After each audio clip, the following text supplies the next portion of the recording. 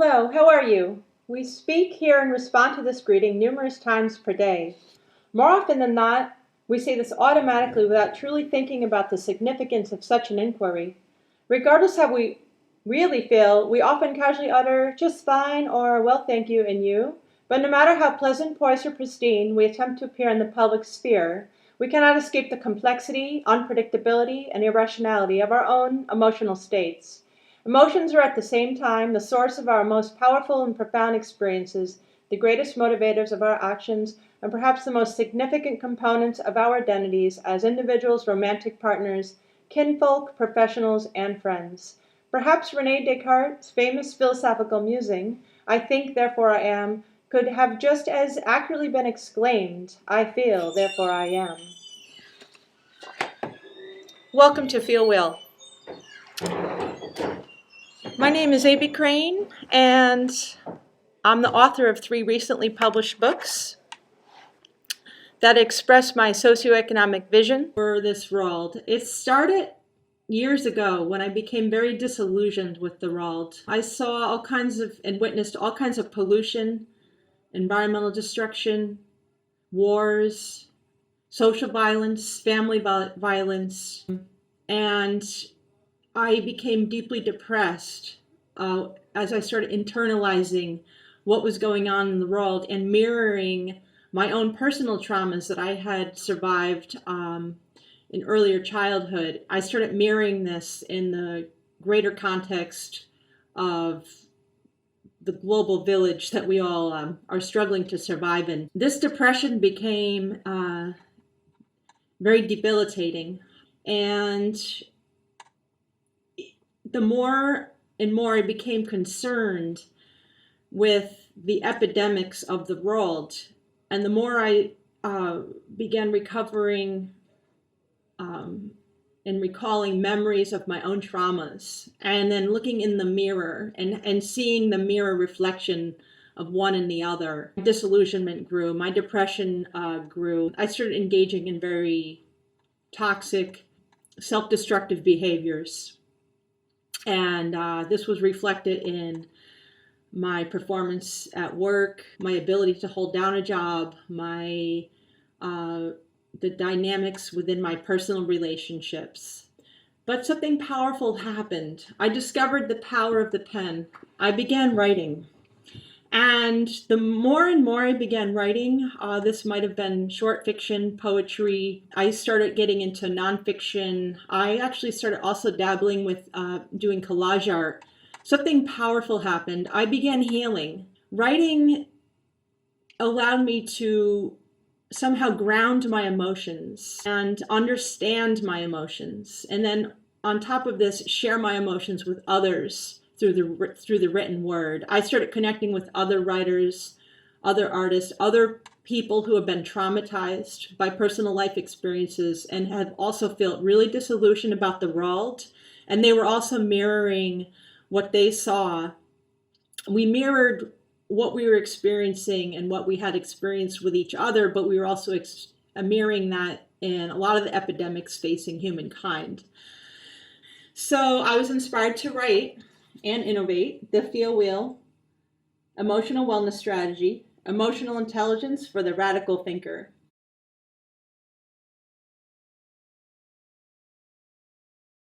Thank you for joining us. We'll now get into the PowerPoint presentation of the Feel Well emotional wellness strategy and vision.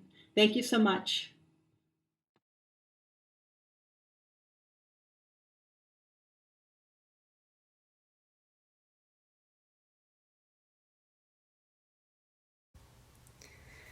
A note on triggers.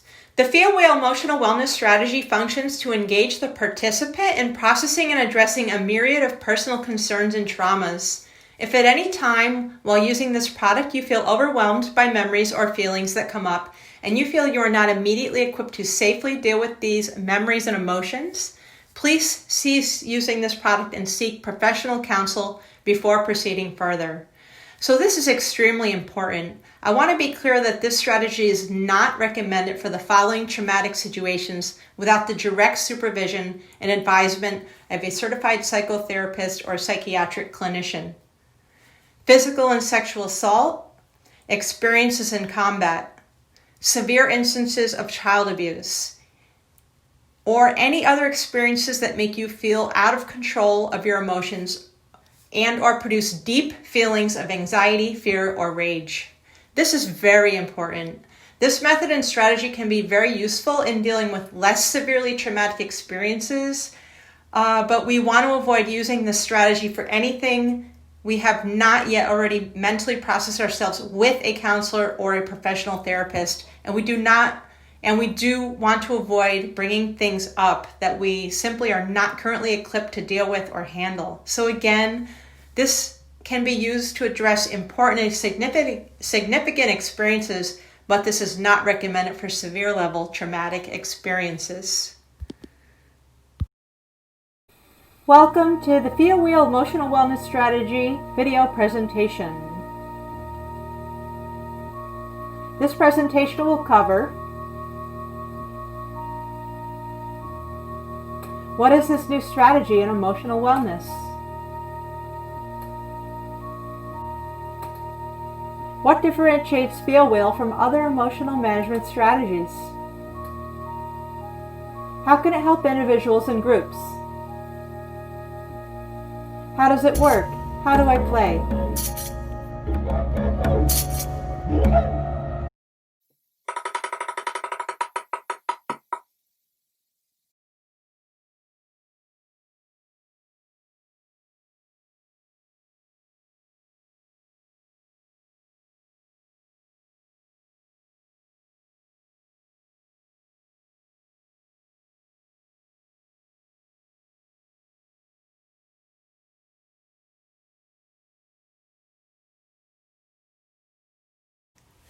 What is this new strategy in emotional wellness?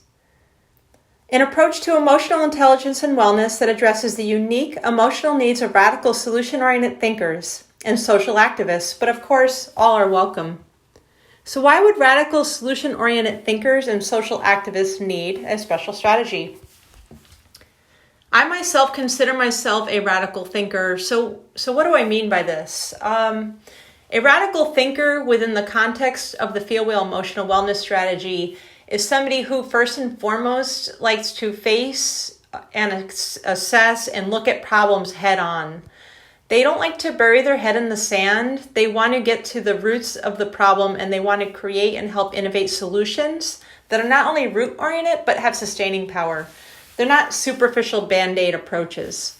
So a lot of the times radical thinkers in this context are more sensitive. They're more sensitive and emotionally intertwined with the epidemics facing humankind. We've all been traumatized to some degree or another. Radical thinkers tend to filter their own traumas through the lens of the greater society, the greater world. They see environmental destruction, they see war. And this can lead them at times to go down the proverbial rabbit hole of deep, paralyzing despair. So this approach can be used by anybody, and all are welcome. But I wanted to create this special approach specifically for radical thinkers who have this special dynamic going on with mirroring between themselves and the world. So what are some of the credentials of the radical thinker? And how are they applied in personal, professional, and political lives? Dot connectors, problem solvers, innovators, peacemakers, self-starters, team players, practical planners, effective communicators. We're not talking about religious extremists or political extremists in the context of the Feel Wheel emotional strategy concept and vision. However, all are welcome, and this model of self-healing and wellness may actually help people who tend towards religious extremism or political extremism to gain more balance in their emotional and rational selves. And by doing this, come to a more peaceful understanding and a more grounded focus in their purpose and place. I think this is an important distinction because as the author of this book Envision, I do not want to promote or condone some of the activities and behaviors that are seen exhibited by religious extremists and political extremists who may get violent due to how deeply they feel about their cause or their mission. So again, all are welcome, but I just wanted to be clear on this distinction. Radical thinkers might be dedicated to solution innovation and implementation. There's often a body-mind awareness. We see a lot of yoga. We see a lot of radical thinkers gravitate to yoga and dance to reintegrate body and mind. Oftentimes are very good at critical analysis and objective analysis. Oftentimes they display high degrees of empathy and compassion. Many are artists, writers, and musicians. They like to develop a craft. Many radical thinkers hop around in their career, working in many fields and positions because they are explorers and very curious sorts. Awareness of micro-macro mirroring. This is very important.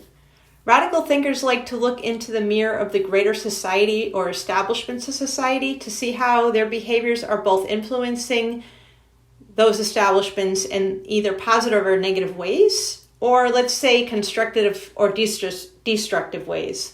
And they like to do the reverse to see how the larger establishments may or not be affecting them, so they can make the kind of changes necessary to move forward in a more productive, healthy way.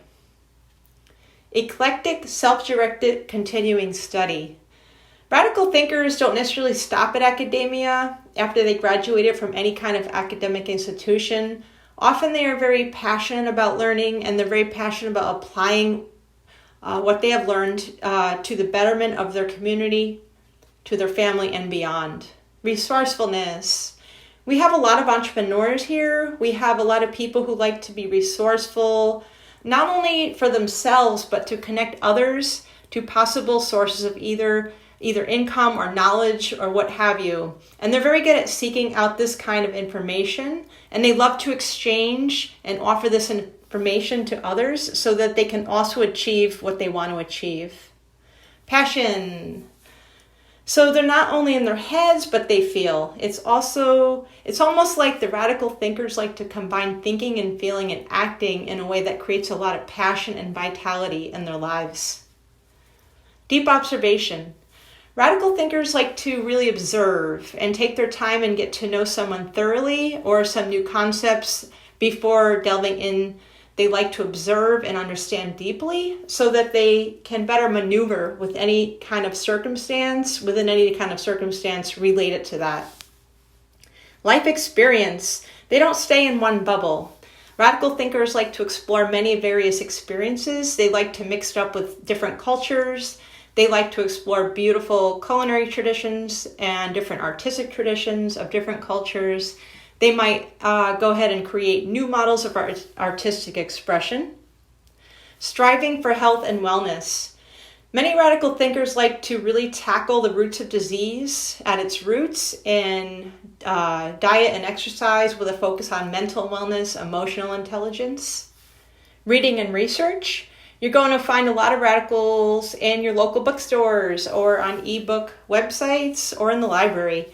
They like to get a broad perspective on any given subject. And of course, entrepreneurial. Be your own boss. Radical thinkers like to be their own boss. It allows them the space and the resourcefulness and the time frame to really bring forth. It's a vehicle where they can really bring forth what they want to bring to their communities and their families and beyond. An alternative to the head in the sand, pie in the sky, magical thinking of certain positive thinking movements, a dynamic strategy that embraces all emotions as gifts of evolution, as useful tools and fuels for proactive change. So once again, things like the positive thinking movement don't really work for the radical thinker, because they don't want to just say smile and just focus on the positive. They don't want to ignore problems. They want to embrace, no matter how difficult and challenging and depressing and traumatizing it can often be to do so. They want to face, understand, analyze, address what's going on in the world. The Feel Wheel Emotional Wellness Strategy is dynamic in that it embraces all emotions. Anger, for example, can be seen as something that drives somebody towards engaging in social change. while fear 2 can be as simple as steering someone away from a clear and present danger. So all emotions are useful tools and fuel for proactive change. A trauma-centric approach to understanding, analyzing, and resolving pathology. So we live in a very fast-paced world, whether that be in our home lives, our job, or extracurricular activities or hobbies. It may be a higher purpose. So we're always looking for a quick fix Band-Aid approach to solving problems. A big part of the psychiatric agenda in recent years has become to prescribe pills to people, and this could be quite tragic, frankly. For example, when a child has a behavioral issue and they're just prescribed a pill. Again, going back to the root problems are not being faced, challenged, addressed, uprooted. So the field wheel emotional wellness strategy is very trauma-centric, where we're looking at early childhood or adult traumas, whether this be child abuse that we've experienced, or maybe with divorce, or maybe we've been victimized either as a civilian of war or a combat soldier coming back. So we're looking into things like PTSD and the effects. And so by gaining an understanding and analyzing our traumas, we're beginning to resolve pathology at its very roots. A novel trauma self-assessment worksheet, 4-step journaling process workbook, and group play component complete with fun game spinner, and emotional quote cards written by the author herself. So the rest of this presentation is going to go into the tools of this strategy and how to use them. But this strategy is designed to provide a dynamic and creative approach to self-directed recovery. And finally, a movement in emotional wellness and holistic awareness in experiencing and addressing personal, professional, and political life events and trends. Many radical thinkers like to go beyond themselves. Often you'll find them volunteering at homeless shelters. You'll find them writing and creating art and engaging in music that often expresses their values for social change. They're going to be concerned about climate change, and you'll see them in holistic food movements. They want to perhaps change education models for children, maybe bringing back more art and music. So this bridges a personal strategy for fulfillment and wellness, but also bridges it to the larger community where we can start spreading this ideology into a larger community of support. And by creating this community of support, we are creating a preventative measure within communities to help prevent a lot of these triggering events of pathology.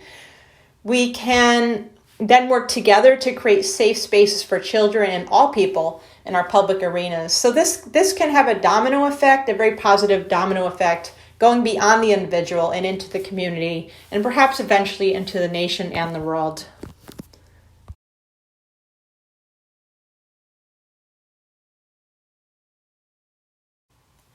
What differentiates Feel Wheel from other emotional management strategies? Awakening is possible only for those who seek it and want it, for those who are ready to struggle with themselves and work on themselves for a very long time and very persistently in order to attain it.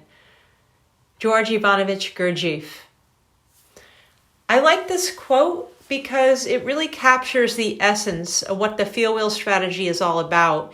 We do live in a very fast-paced world with lots of opportunities for instant gratification. But when it comes to emotional wellness and mental health, it does take a considerable amount of effort and patience. So I feel that this strategy embodies this message of this great esoteric philosopher who dedicated so much time, energy, thought, and work into sharing his wisdom and techniques for awakening with the world. So what exactly is it that makes the Feel Wheel concept unique? Here I'm going to just briefly list these key features. As the rest of this presentation will dive deeper into each one. Pinpoint psychological pathology in the duration and direction of an emotion that lingers beyond its triggering event rather than the emotion itself. Embraces all emotions as useful tools and fuels for change, gifts of evolution.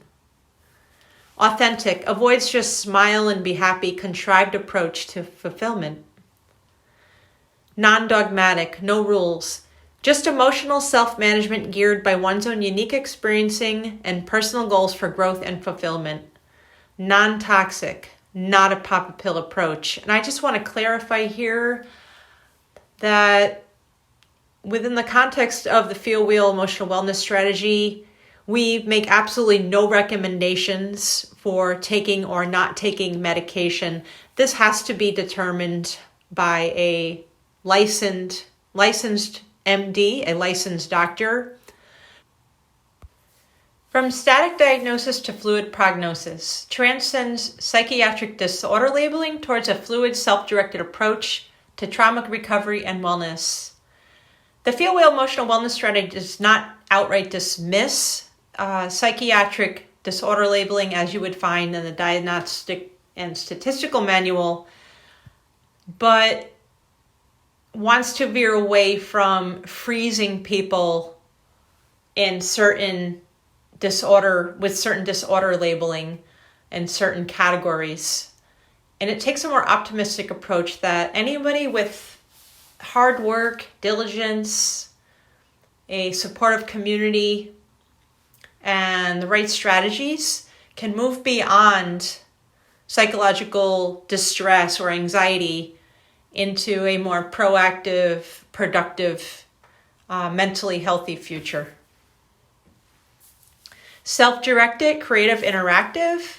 So we have game tool and components, as we'll see later into the presentation, that make this a very dynamic, creative, interactive experience that can help one individually on their own in solitude, as well could be played in a group and really elevate morale within a group or a family or friends, and create stronger, healthier bonds between those people. And finally, it's affordable. These are trying times. I just wanted to make this affordable for everybody. So my fillable ebook, e-workbook, which includes images of all of the quote cards, an image of the spinner, can be purchased for just $5. Again, these are trying times, and I wanted to make this affordable for everybody. And that is a fillable PDF, so the exercises can be done right inside of the e-workbook pages. Now I'd like to go further into the Feel Wheel emotional wellness strategy trauma-centric approach to understanding, analyzing, and resolving pathology. So as we all know, we live in a very tumultuous world. All kinds of abuse, wars, disease, natural disasters, anything that can cause us distress, any experience can create trauma within our bodies, within our psyches, and within our thoughts. These can have very debilitating effects.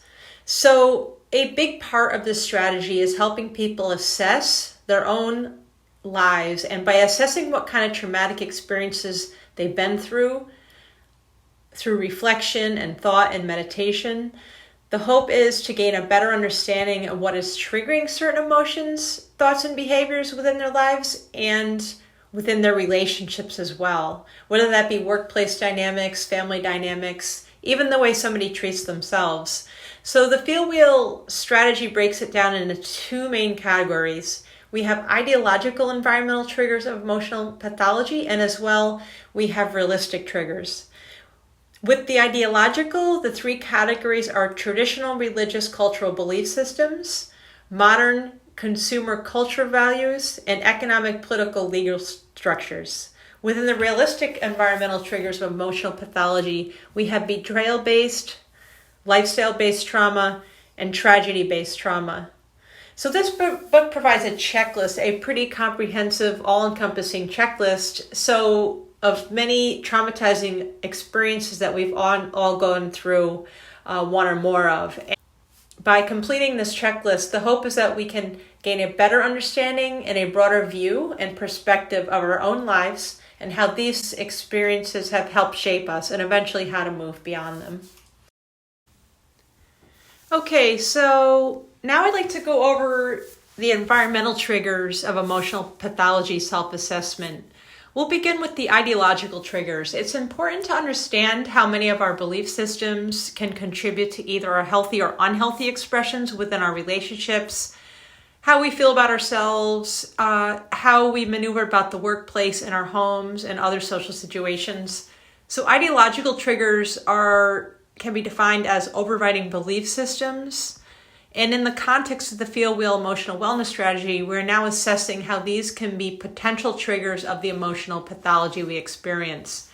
Within religious and cultural belief systems, many of us had positive and negative experiences or extremely traumatic ones.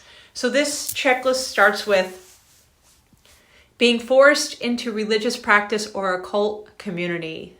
This can be very traumatizing for many people, especially marginalized individuals within that religion who can be deemed as not holy or not worthy of the community support. Religious authorities or parishioners shamed me for lifestyle choices. This can also be very alienating and cause a lot of distress. I was taught and encouraged by others to ridicule other faiths. This can be alienating and can make one feel very closed into a community, especially if that community is not very supportive. And then it can create a double jeopardy of limiting them from seeking support outside of their faith as well. I was shamed over my sexuality by others in my faith.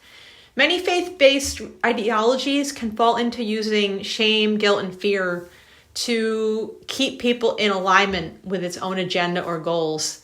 So something as natural as expressing one's sexuality, which is completely healthy and natural by modern standards, can create a shame-based thinking and feeling within somebody that can become over time very damaging to that person's psyche and well-being. Consumer culture values. In our fast-paced world, we've also gained a lot of our values and value systems from consumer culture. This can lead to a class consciousness or a poverty consciousness, or this can at times lead to poor self-esteem in people who may not be able to achieve some of the luxuries that they see their friends or family members achieving.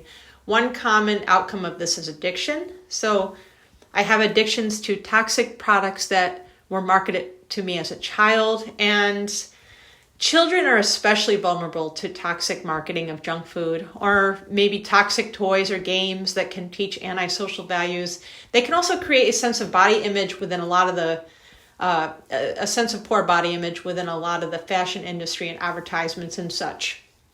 I have had poor self-image based on advertisement imagery. I often feel envy and remorse for not having as many luxuries as others. It's this keeping up with the Joneses attitudes, especially with social media. Researchers today have proven that people who often go to social media feel depressed because they see people achieving and posting their achievements, whether they be material or relationship-related gains, and this creates a sense of lack in others. Moving on to economic, political, legal structures. These have also created a lot of mayhem in societies, and when individuals start internalizing the realities in our economy and in our political agendas and legal framework as society, these can also create and trigger emotional pathology within people who may be treated unjustly by such systems. I feel economically exploited by my place of work. Again, here we may have wage slavery, we may have immigrants being exploited for their labor, and then on top of that, being demonized for being illegal. We may also have low-wage workers who find no meaning in their job. So I am vulnerable to police brutality because of my race or class. We've seen a lot of police brutality in the last couple of decades and throughout history, of races being unjustly tracked in stores, but even on the worst level of being brutally attacked in the streets and often ending up in severe injury or death. I feel depressed or helpless concerning government corruption. This probably is the most universal that we all face, and a lot of people who are internalizing these, especially during election times, can get really depressed or experience feelings of helplessness. I feel limited by my career choices due to prejudices or my ethical nature.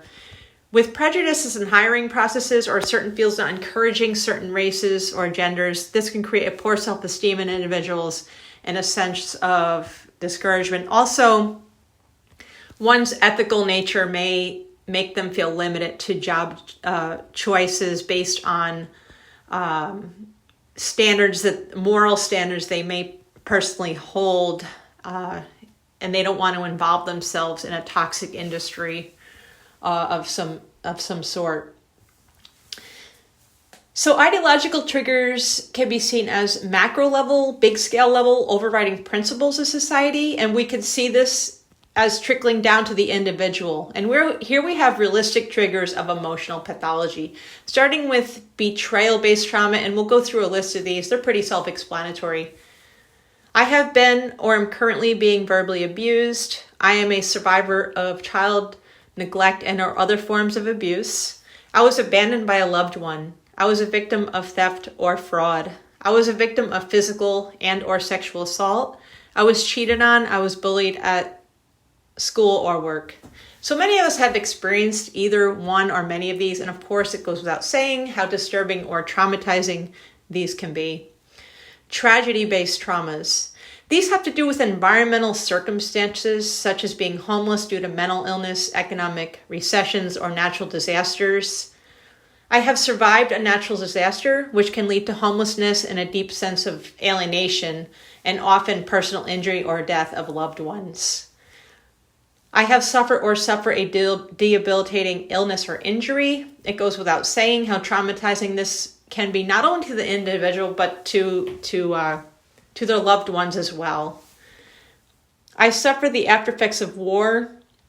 As a veteran, we have high rates of suicide, depression, and PSD.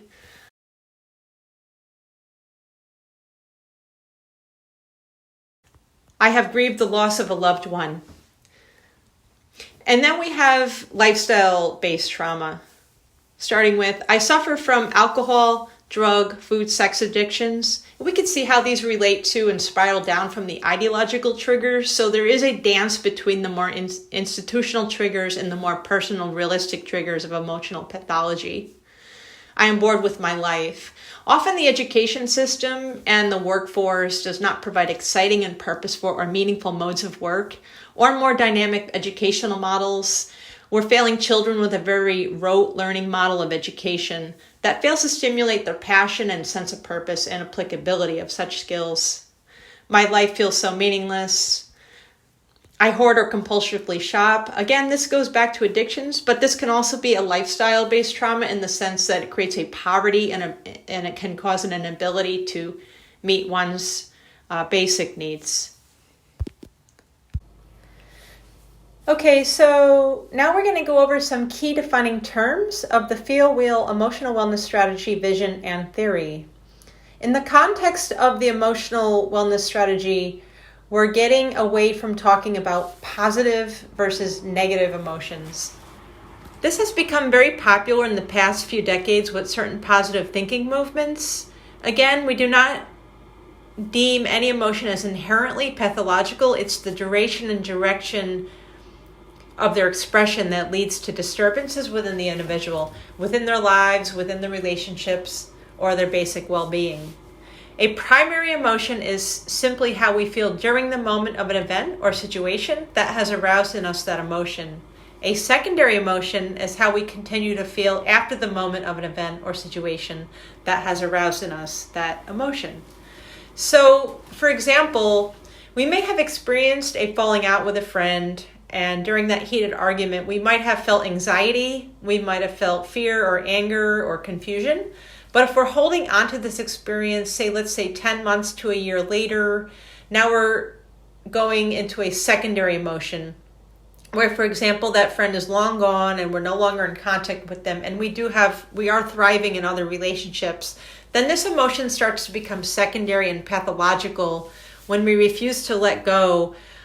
We're blocking the path to new, fresh opportunities, to new enlivening experiences, and to new emotions and ways of thinking. So recall and reflect. Are there lingering emotions from a past event that are inhibiting me from taking the steps necessary to move forward to new experiences and embark on new opportunities? So we're going to go into this much later in the presentation, but for now, that's a preview of what this strategy is asking us to do with regards to reflecting on these emotions and strategizing on how to move forward. Pleasant, unpleasant. A pleasant emotion is any emotion or feeling that we perceive as being pleasurable, such as happiness, joy, security, humor. The emotions that are deemed pleasant by most individuals are universally the same, but some exceptions exist, such as with a masochist who derives pleasure from pain. An unpleasant emotion or feeling is one that we perceive as being uncomfortable or painful, such as sadness, anger, boredom. The emotions that are deemed unpleasant by most individuals are universally the same, but some exceptions do exist, such as the enjoyment of fear derived from watching horror movies. So again, we're embracing pleasant and unpleasant emotions as potential fuel and tool for change. Recall and reflect. Am I repressing or ignoring any pleasant or unpleasant emotions that I have learned are not socially acceptable to express in front of others? Where have I learned these rules? How can I break these rules and express my feelings in a way that both heals me and produces desirable outcomes? So we may, for example, have learned that it is not appropriate to cry in public or express joy in a flamboyant way, but in actuality, these expressions are very innocent, very natural, and can be very healing to share with others. Here, we want to look into the way we learn to inhibit ourselves, because when we repress our emotions, they can become stagnant and create generalized anxiety in our minds and our bodies. Now, we won't go into these here, but I'll briefly list a few other ways of understanding primary and secondary emotions from various perspectives. These are discussed in more detail in the book. Healthy versus pathological, spontaneous versus mechanistic, and situational versus generalized. So let's go over an example of the primary, secondary, pleasant, unpleasant framework of emotional experience. Happiness is experienced as a primary pleasant emotion. Perhaps a dear friend has surprised us with a birthday gift, and this brings us much joy to our heart. In that same week, we may experience sadness over the loss of a job, or perhaps an argument with a spouse. When directed in a healthy way, both of these emotions can spur us to make constructive changes in our lives. Perhaps the happiness we experience inspires us to pay it forward by helping someone in need, or maybe the sadness reminds us to take time out to reflect on our choices or behavior and make necessary changes to better our relationships. When these primary emotions are not directed properly, or we allow them to stagnate beyond the moment of their precipitating event, they become secondary. With the manic and depressive states, we experience prolonged emotions that linger beyond their usefulness within the moment. The manic person to a stranger may appear very happy, but often they are using hyperactivity to mask unresolved drama or trauma and eventually dissipate their energy to the other extreme of depression or prolonged sadness. In either case, the mania and the depression are masking this distress and anxiety within the individual. So again, primary emotions, whether they be pleasant or unpleasant, can be very useful tools and fuels for change, so as long as we direct them in a proactive way. And I'll go ahead and read quotes that came to me in deep meditation of these for these emotion pairs. Happiness enjoys, mania annoys. Happiness enjoys its singing heart and its dancing feet, keeping in rhythm with its vision and in step with its mission. Mania annoys with its screaming mouth and its flailing arms, out of tune between its ears and out of touch with its heart. Sadness reflects, depression rejects. Sadness reflects on its suffering, finding understanding and knowing that solace will come. Depression rejects its suffering, not realizing that its source must be faced before meaning can be found.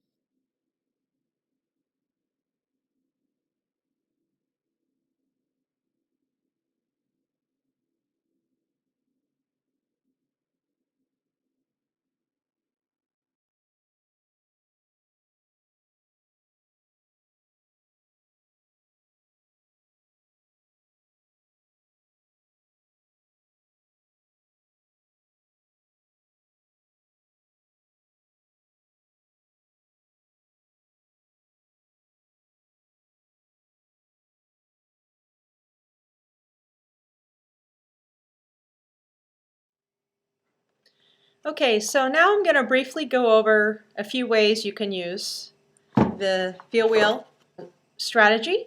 The first way most people are going to want to use this is by journaling in the journaling sections for each emotion pair. You'll find sections in this book on each emotion pair where you can write in the book, or if you prefer, you can use a laptop to type, or you can use a regular notebook if you'd like to get more lengthy than the space that's provided in this book. I also have the PDF fillable workbook available, and you can type right into the PDF itself. So that's the first way you'd want to use this. The journaling process involves a 4-step process, which we'll go into in a bit, but it's basically recall, remember, reflect, recover.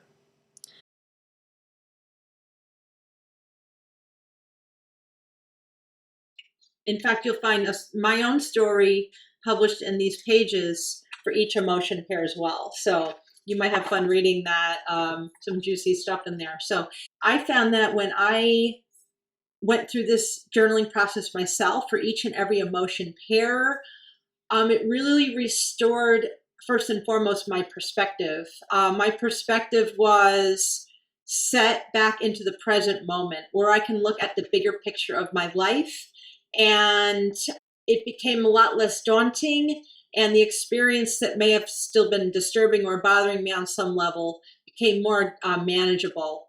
So that's how it helped me. The second way to use this is in a group situation where a typical group might be 3 to 5 people, and you're going to take turns spinning the spinner wheel and landing on an emotion.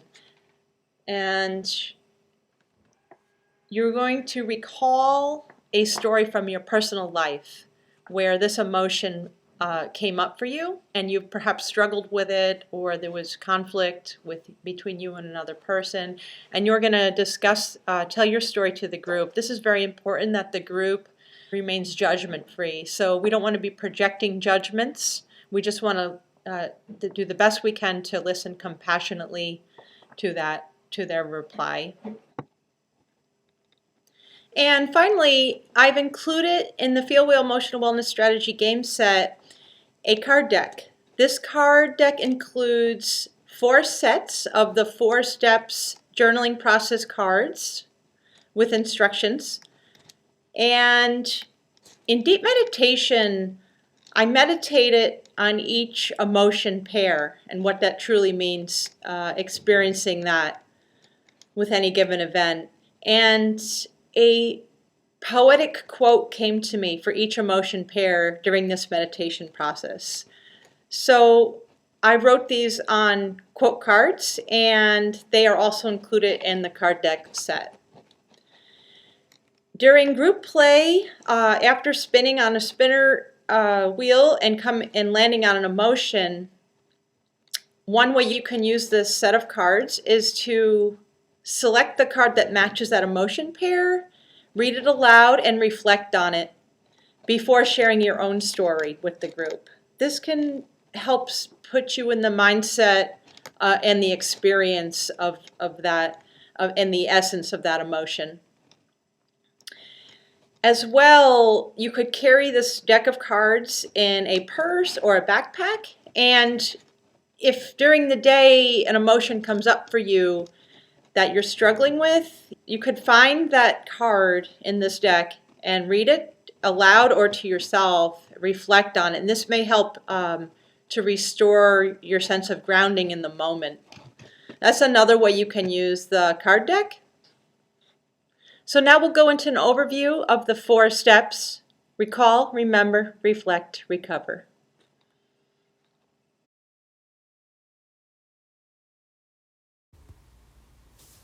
Recall.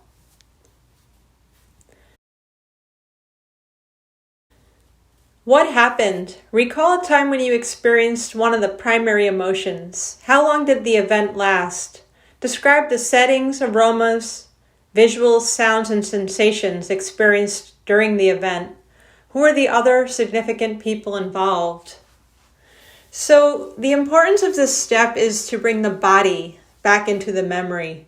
It's to not only recall the experience as a thought, but by remembering the smells, the visuals, and sensations, we'll be able to embody the experience, and thus we'll be able to address it in a more concrete way later on. Remember. How did I feel?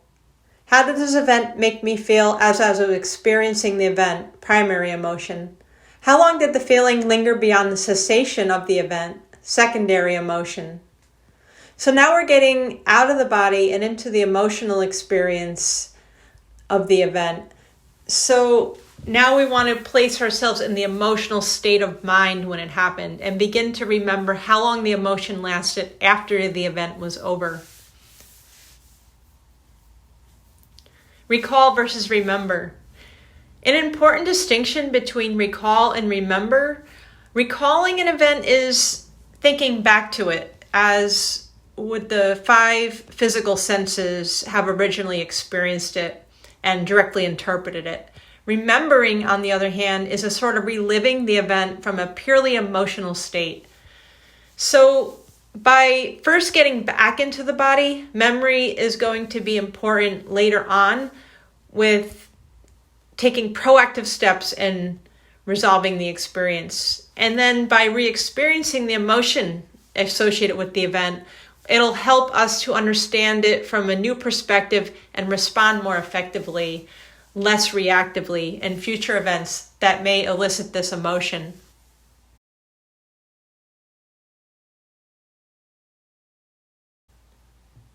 Reflect. What do I think? What are my current feelings and thoughts about the event? Are these feelings benefiting or holding me back at this time? Are there more proactive approaches I can take when experiencing this event in the future? Now we're bringing our thinking, our rationality into the situation, which will help us gain a bigger perspective on the event and employ our analytical skills in the sense of in a way to think our way out of it and into new strategies and addressing similar future occurrences. Here, we can consciously choose to move beyond the experience and pave the way back to the present in order to embrace and enjoy new opportunities, new emotions, and new experiences.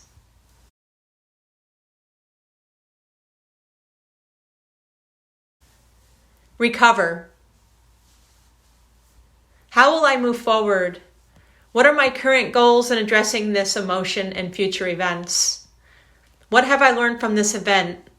How do I plan on moving forward? So here, we're going to write down a plan of action. We're setting goals. We're getting back to the body, but we're also developing a mindfulness into the present moment. We are moving beyond the event with clear, concrete action steps in order to better handle future events and also clear the way to effectively achieve our goals in relationships, in work, projects, and in leisure. We can see into our future more clearly now with this new perspective. This step is also where wisdom arrives, because when we're learning from experiences and setting new goals, we gain a wider, more holistic perspective of our lives. So there you have it. Thank you for tuning in. You can find out more about my works at projectintegrity.biz. Thank you so much.